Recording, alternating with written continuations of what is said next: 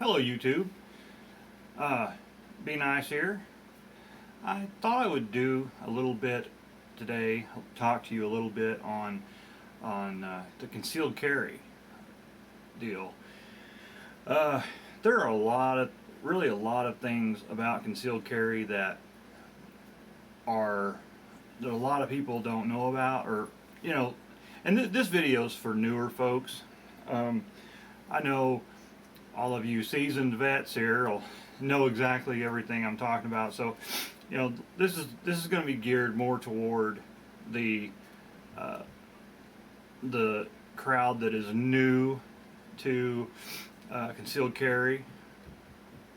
That's new to the whole issue, and new to firearms, new to ways to carry, how to get it, how to get your concealed carry permit, the processes, and so I wanted to talk a little bit about that.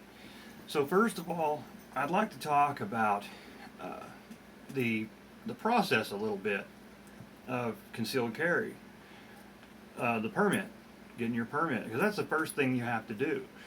If you're considering getting a permit, that's a very big step, but it's a very responsible step. A lot of people carry firearms without a permit, and I do not suggest doing that. You can get in a lot of trouble for carrying a firearm illegally. It's best to get your permit and carry a gun legally. You can have a gun in your house, sure, but that's as far as it can go without your permit. You turn around, you take your firearm out of your house, and whether it's in your pocket, in your purse, in your car, you get caught with that, you're going to get into trouble, because if you don't have your permit. So do it legally, or just don't do it. If you're gonna carry something, if you have to carry something without a permit, carry pepper spray or a taser, or a pocket knife, or not a pocket knife, but a defensive knife. So anyway, on with the deal here. So the first step when you're considering getting your permit, when you go to get it, I guess it depends on whether you live in the city or whether you live in the county. If you live in the city, you would go to your local police department. If you live in the county, you would go to your sheriff's department. What you do, you go down there and you get your packet. You ask them for your concealed carry packet. What they'll do is they'll give you your application, or your concealed carry application, and they'll give you a fingerprint card.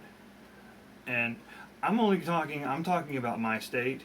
It's different for most states. So you'll just have to check to see. But this is for Washington State. This is just for Washington State. So you get your application and you get your fingerprint card. Okay. You fill out your application and the top of your fingerprint card. Take your fingerprint card down to whichever municipality you live in. You either live in city or county, and so they can fingerprint you.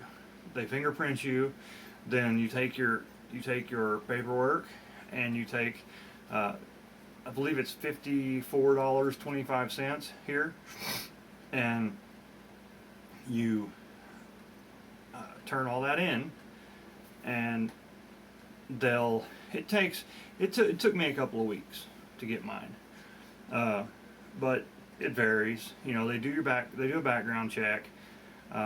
There are no classes in the state of Washington. You If you pass the background check, you you get the permit. Um, so in 2 to 4 weeks, you'll get your permit in the mail, and you uh, you're good at that point. You put that in your purse or in your wallet. You put it. The best place to put it is with your driver's license. So if you do ever get stopped, uh, which we'll talk about in a minute, you'll have it there with your driver's license to present to the police officer at the time. Okay. Now let's talk about traffic stops for just a minute, and I'll make this pretty sweet, or pretty short and sweet. Um, you're carrying a firearm legally. You just got your permit. You're carrying a firearm, concealed, and you're driving down Main Street and going a little too fast. You get pulled over. Okay. Now, when you get stopped with a weapon on you, it's a whole lot different than getting stopped without one, because you make a wrong move, you're going to be in trouble. Because if you don't think about it, then you might reach back or whatever, and they see that gun, they're gonna react to it. So the first thing you do when you get pulled over, okay, when you get pulled over, you go ahead, you roll your window down, you put your hands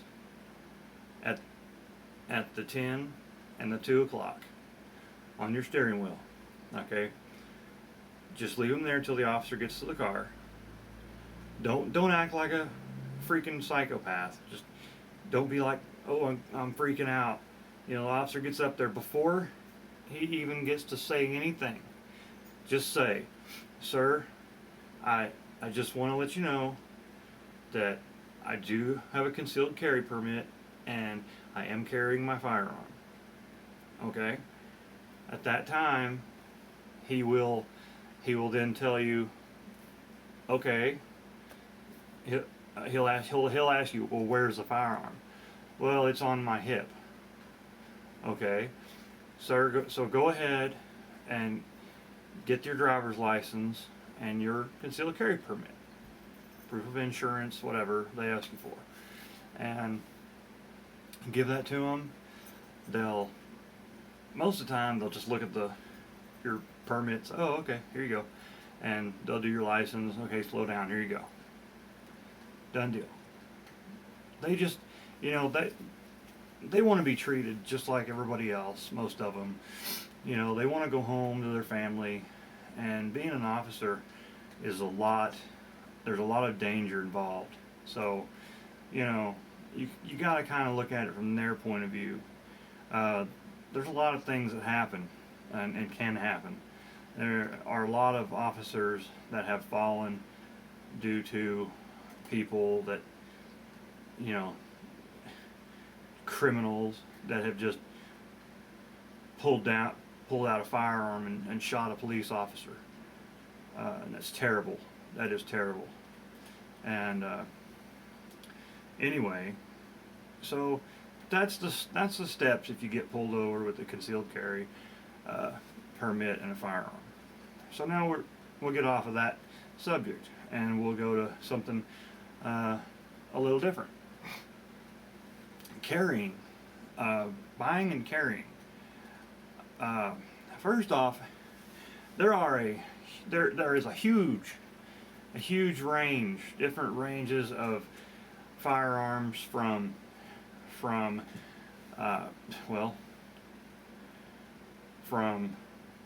tiny, from very, very tiny,